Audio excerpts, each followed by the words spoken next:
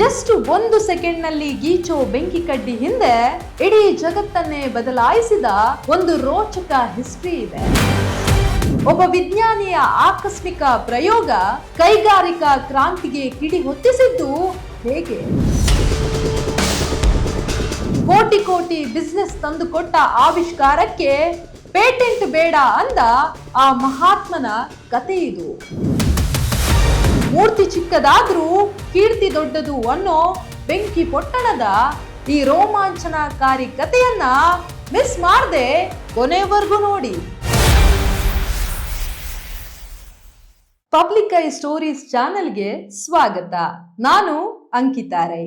ಉಪ್ಪಿಗಿಂತ ರುಚಿ ಇಲ್ಲ, ತಾಯಿಗಿಂತ ಬಂಧುವಿಲ್ಲ ಅಂತಾರಲ್ಲ, ಹಾಗೆ ನಮ್ಮ ದಿನನಿತ್ಯದ ಲೈಫ್ ನಲ್ಲಿ ಈ ಒಂದು ಚಿಕ್ಕ ವಸ್ತುವಿಲ್ಲ ಅಂದ್ರೆ ಜಗತ್ತೇ ಕತ್ತಲಾಗ್ಬಿಡತ್ತೆ. ದಿನ ಬೆಳಗ್ಗೆ ಎದ್ದ ತಕ್ಷಣ ಕಾಫಿ ಮಾಡೋಕೆ ಗ್ಯಾಸ್ ಸ್ಟವ್ ಹಚ್ಬೇಕು, ದೇವರಿಗೆ ದೀಪ ಹಚ್ಬೇಕು ಅಂದಾಗ್ಲೂ ನಮ್ಗೆ ತಕ್ಷಣ ನೆನಪಾಗೋದು ಕೇವಲ ₹1 ಮೌಲ್ಯದ ಬೆಂಕಿ ಪೊಟ್ಟಣ. ಇವತ್ತು ನಮ್ಗೆ ಬೆಂಕಿ ಬೇಕು ಅಂದ ತಕ್ಷಣ ಜಸ್ಟ್ 1 ಸೆಕೆಂಡ್ ನಲ್ಲಿ ಗೀರಿ ಬಿಡ್ತೀವಿ. ಆದ್ರೆ ಈ 1 ಇಂಚಿನ ಬೆಂಕಿ ಕಡ್ಡಿ ಹಿಂದೆ ಇರೋ ಹಿಸ್ಟ್ರಿ ನಿಮಗ್ ಗೊತ್ತಾ? ಇದು ಸುಮ್ನೆ ಹುಟ್ಟಿಕೊಂಡಿದ್ದಲ್ಲ. ಇದರ ಹಿಂದೆ ಒಂದು ದೊಡ್ಡ ರೆವಲ್ಯೂಷನ್ ಇದೆ, ಆಕಸ್ಮಿಕ ಅಪಘಾತ ಇದೆ, ಕ್ರಾಂತಿ ಇದೆ. ಇಡೀ ಮಾನವನ ನಾಗರಿಕತೆಯನ್ನೇ ಬದಲಾಯಿಸಿದ ಈ ಬೆಂಕಿ ಕಡ್ಡಿಯ ರೋಚಕ ಕಥೆಯನ್ನ ಇವತ್ತು ನಾವು ತಿಳ್ಕೊಳ್ಳೋಣ. ಸ್ಕಿಪ್ ಮಾಡದೆ ಕೊನೆವರೆಗೂ ನೋಡಿ. ಕತೆ ಶುರುವಾಗೋದು 1826ರಲ್ಲಿ ಇಂಗ್ಲೆಂಡ್ ನ ಸ್ಟಾಕ್ಟನ್ ಅನ್ನೋ ಒಂದು ಪುಟ್ಟ ಟೌನ್ ನಲ್ಲಿ. ಅಲ್ಲಿ ಜಾನ್ ವಾಕರ್ ಅನ್ನೋ ಒಬ್ಬ ಫಾರ್ಮಾಸಿಸ್ಟ್ ಅಂದ್ರೆ ಕೆಮಿಸ್ಟ್ ಇದ್ದ. ಇವನು ತುಂಬಾ ಇಂಟ್ರೆಸ್ಟಿಂಗ್ ಮತ್ತು ವಿಚಿತ್ರ ಕ್ಯಾರೆಕ್ಟರ್. ಈತನಿಗೆ ಜನರ ಜೊತೆ ಜಾಸ್ತಿ ಬೆರೆಯೋಕೆ ಇಷ್ಟ ಇರಲಿಲ್ಲ.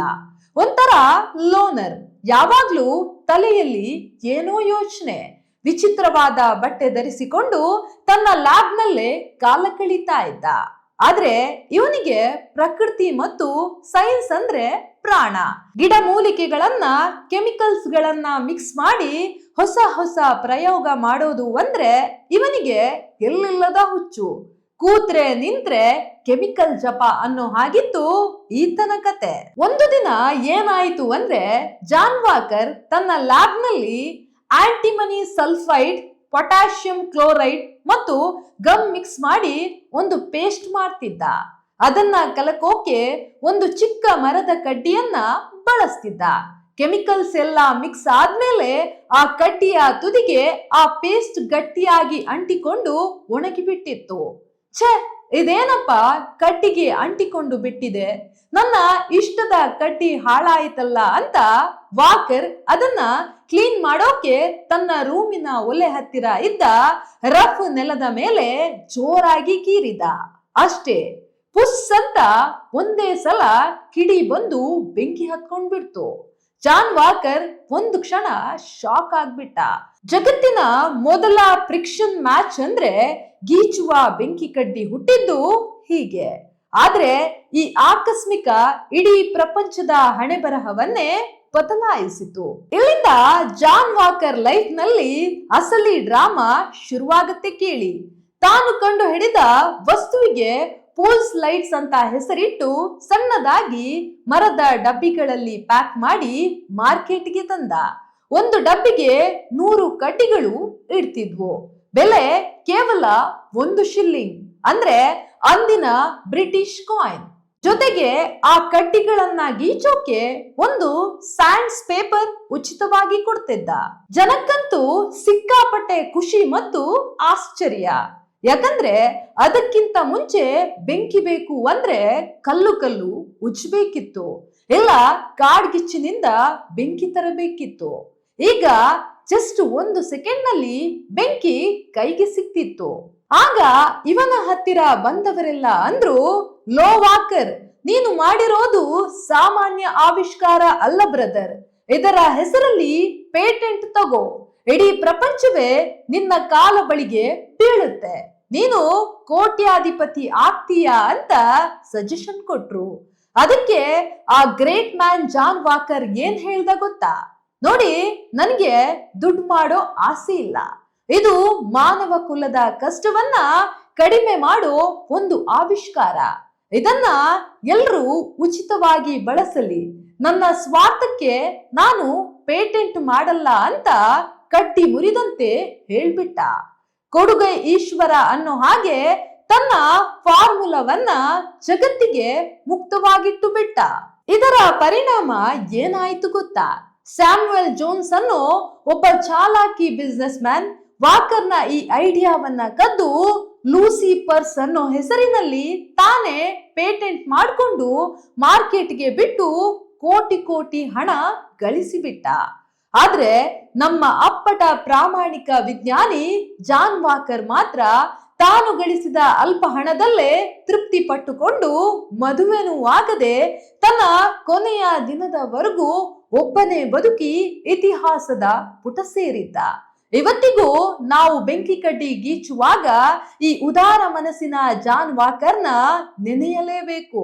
ಆ ಕಡ್ಡಿಗಳೇ ಕ್ರಾಂತಿಗೆ ನಾಂದಿ ಹಾಡಿದ್ವು.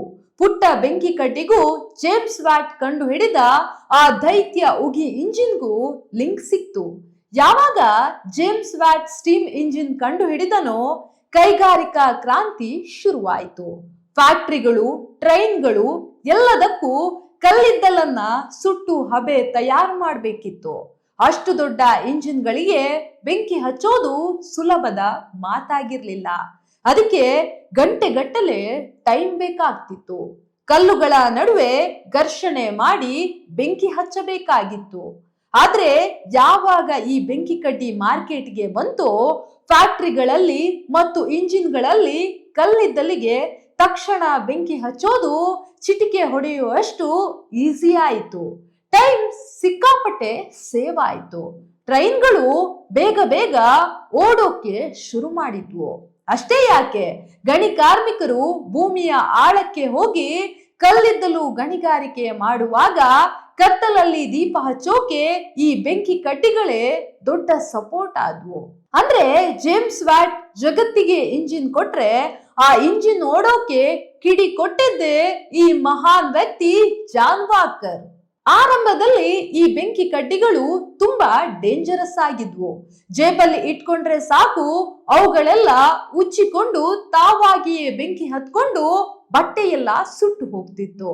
ಜನಕ್ಕೆ ಬೆಂಕಿ ಸಿಗೋ ಖುಷಿಗಿಂತ ಜೇಬು ಸುಟ್ಕೊಳ್ಳೋ ಭಯಾನೇ ಜಾಸ್ತಿ ಇತ್ತು.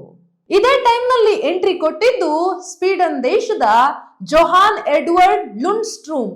ಈತ 1855ರಲ್ಲಿ ಸೇಫ್ಟಿ ಮ್ಯಾಚಸ್ ಕಂಡು ಹಿಡಿದ.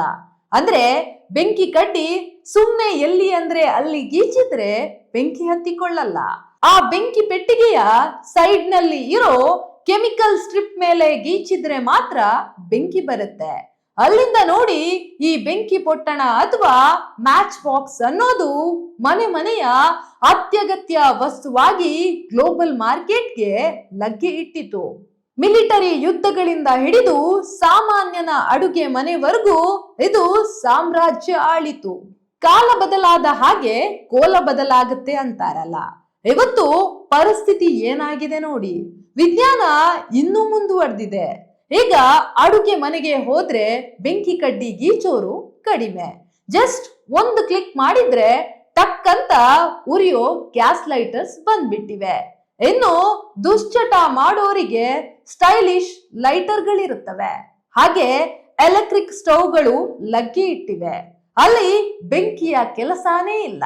ಇದರಿಂದಾಗಿ ಇವತ್ತು ಬೆಂಕಿ ಪೊಟ್ಟಣದ ಮಾರುಕಟ್ಟೆಗೆ ದೊಡ್ಡ ಪೆಟ್ಟು ಬಿದ್ದಿದೆ ಅನ್ನೋದು ಮಾತ್ರ ಕಹಿ ಸತ್ಯ. ಒಂದು ಕಾಲದಲ್ಲಿ ಕೋಟಿ ಕೋಟಿ ಬಿಸ್ನೆಸ್ ಮಾಡ್ತಿದ್ದ ಬೆಂಕಿ ಪೆಟ್ಟಿಗೆ ಫ್ಯಾಕ್ಟರಿಗಳು ಇವತ್ತು ಕಷ್ಟ ಅನುಭವಿಸುತ್ತಿದೆ.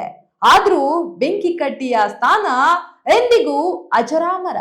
ಸ್ನೇಹಿತರೆ, ನೋಡಿದ್ರಲ್ಲ, ಜಾನ್ ವಾಕರ್ನ ಲ್ಯಾಬ್ ನಲ್ಲಿ ಆಕಸ್ಮಿಕವಾಗಿ ಮೂಡಿದ ಆ ಒಂದು ಸಣ್ಣ ಕಿಡಿ ಜಗತ್ತಿನ ಕೈಗಾರಿಕಾ ಕ್ರಾಂತಿಗೆ ಹೇಗೆ ಕಾರಣವಾಯಿತು ಅಂತ.